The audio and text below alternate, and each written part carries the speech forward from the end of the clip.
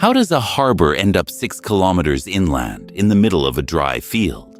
Imagine you are a king, and one of the richest cities on the Mediterranean belongs to you. Its harbor is why it is rich, and that harbor is slowly filling with mud. You have engineers and money and a very reasonable idea. That idea is what killed the city. Not an army, not an earthquake. Men moving earth they did not fully understand. Picture yourself on a merchant ship in the 2nd century, riding into Ephesus on the dawn tide. Ahead of you, the coastline opens, and a channel runs inland between 2 long stone arms. You pass between them, and the city arrives all at once. A marble street runs straight up from the water, wide enough for crowds, lined on both sides with columns. Even after dark, it does not stop. Lamplight runs from the doorways and porticos all the way down to the water. Terraced houses climb the hillside above it, with mosaic floors, painted walls, and piped running water. A theater is cut into the slope, big enough to hold 25,000 people at once. And a library faces the street, built by a son for his father, with the man's tomb still under the floor. This is where Asia meets the Mediterranean. Everything the Anatolian interior produced came down the river valleys and ended up on this quay. Wool and grain and marble and silver moving west, wine and oil and coined money moving east. The warehouses along the water held more wealth than most kingdoms could count. By your day, it is the provincial capital of Roman Asia. A governor sits here, grain fleets call here. The roads east begin here. But strip all of that away, and the whole arrangement rests on one physical fact. A loaded ship, sitting deep in the water, has to be able to reach the dock. That is the whole city. Every fountain, every statue, every marble step was bought with water deep enough to float a freighter. There was a second engine too, and it stood outside the walls. The Temple of Artemis was not only one of the 7 wonders, it was a bank and a destination. Pilgrims came from across the Greek world, and they arrived carrying money, and they spent it here. A man once burned that temple down, purely so his name would be remembered. It worked. His name was Herostratus. But none of what you just sailed into was the original Ephesus. The first city stood a couple of kilometers away, gathered around the temple itself, and the same river was already at work there, quietly filling its harbor with the same mud. By the 4th century BC, the water around the old city had gone stagnant. The shallows turned to marsh. The marsh bred mosquitoes, and people began to die of fever. The city was becoming unlivable. Around 290 BC, one of Alexander's former generals, Lysimachus, ruled here, and he decided to move it. He laid out a new city on better ground, closer to deep water, on the slopes below the hills. It was the correct decision. The Ephesians refused it outright. Their homes were there. Their temple was there. Their families had been buried there for centuries. They would not go. What Lysimachus did next, as the story comes down to us, is one of the strangest acts of urban planning on record. He waited for a storm, and when the rain came down, he had the old city's sewers blocked. The water had nowhere to drain. It backed up through the streets and rose into the houses. By morning, the old city was uninhabitable, and the Ephesians moved. He renamed the new one, after his wife, Arsinoe. The name did not stick. The city did. Hold on to this, because it decides everything that follows. Ephesus had already lost one home to mud and fever. They knew exactly what the river could do. The river is called the Cayster. It comes down out of the Anatolian hills and empties into the same bay the ships use. Every winter, rain strips soil off those slopes. Every spring, the river lays it down across the harbor floor. Not a flood, not a catastrophe. A thin new layer every single year. You would barely notice it in a lifetime.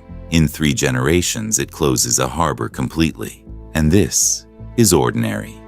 Every ancient port built at a river mouth fought the same slow war. You dredge. You haul the mud out in baskets and barges and dump it in deep water. When a harbor shallows, the big ships stop entering. They anchor offshore and hire small boats to ferry the cargo in. Every transfer costs money, takes time, and breaks things. A captain with a choice starts choosing the next port along the coast instead. For a long time, Ephesus won this war easily because Ephesus could afford to. The mud arrived. The money arrived faster. And then a king decided that dredging forever was no way to run a harbor. In the middle of the 2nd century BC, Ephesus belonged to the kings of Pergamon. This is before Rome runs anything here. In 133 BC, Pergamon leaves its whole kingdom to Rome.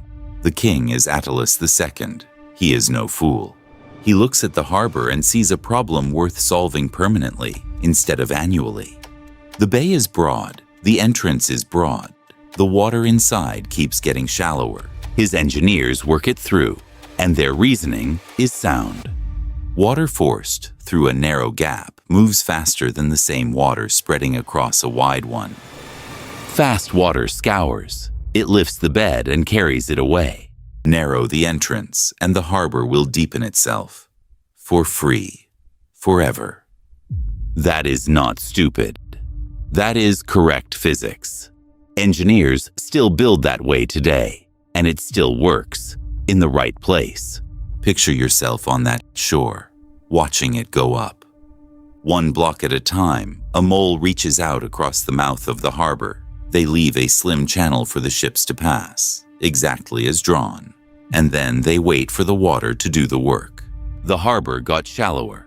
Not deeper, shallower, and not only at the entrance but all the way in, because the tide had been doing the work all along. Twice a day the sea pushed into that wide mouth, and twice a day it pulled back out again. And every time it pulled out, it dragged the river's silt with it into open water. The width was never the problem. The wide mouth was the drain. The mole closed it.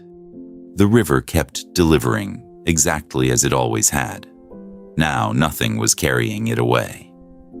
Writing a century and a half later, Strabo sets the whole thing down in one flat sentence. The king and the men who built it, he says, were disappointed with the result. What follows is one of the longest losing campaigns in the ancient world.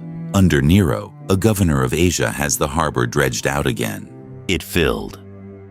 In the 2nd century, one citizen alone, Titus Flavius Montanus, gives 75,000 denarii to the port. That is a fortune, not for a temple, not for a library.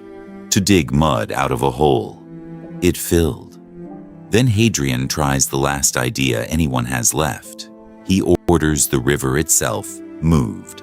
A new channel, cut across the plain, to carry the Cayster and its mud somewhere else entirely. It takes an army of workmen. Rome rarely attempted so much for a single city. The Silt found its way back. Think about what it takes to inherit that fight. Your grandfather dredged. Your father dredged. And in 262 AD, something happens that you would expect to be the ending. Gothic raiders come through the province, sack Ephesus, and burn the temple of Artemis to the ground. One of the 7 wonders of the world, gone and never rebuilt. And yet the city gets back up. Damaged, poorer, smaller, but alive. Ephesus survived being sacked. What it did not survive was the water. By the end of the 4th century, after a run of earthquakes, the city finally stopped paying. The dredging crews went home, and the harbor that built the city went still. Warm, still water is never empty for long. The bay became marsh. The marsh bred mosquitoes. And the mosquitoes carried malaria. The city that had grown rich on that water now got sick from it. People who could leave, left. Written records still describe standing marsh at Ephesus in 431, in 449, and again in 716. 3 centuries apart, the same water, the same fever. And what remained of Ephesus did the only thing it had ever known how to do. It moved inland and uphill, away from the water, exactly as it had done once before. The city died the same death twice.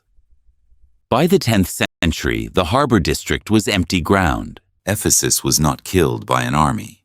It survived that. And it was not really killed by the river either. It was killed by a good idea, and by 600 years of paying the bill. Every power has a last day. Subscribe to the channel to find out what actually killed them.